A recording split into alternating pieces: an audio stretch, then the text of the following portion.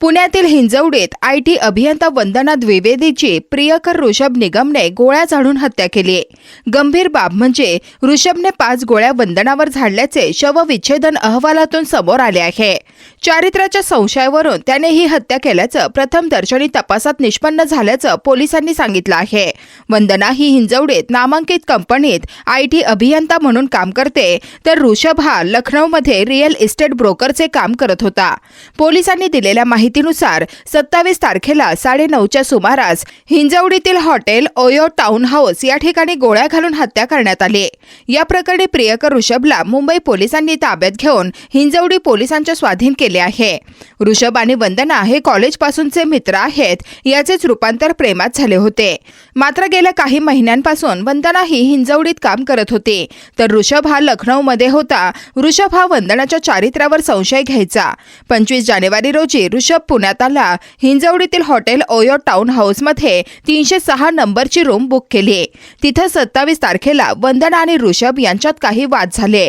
मग आधीच तयारीत आलेल्या ऋषभने वंदनावर पिस्तुलातून 5 गोळ्या झाडल्या। रक्ताच्या थारोळ्यात पडलेल्या वंदनाला सोडून ऋषभ तिथून फरार झाला। त्याला नाकाबंदी दरम्यान मुंबई पोलिसांनी ताब्यात घेऊन हिंजवडी पोलिसांच्या स्वाधीन केले। हिंजवड़ी पुलिस स्टेशन के अंतर्गत मारुंजी एरिया है, उसमें ओयो टाउन हाउस करके एक होटल है। उसमें 27 तारीख को रात में एक प्रेमी ने अपनी प्रेमिका को गोली मारकर हत्या कर दी है।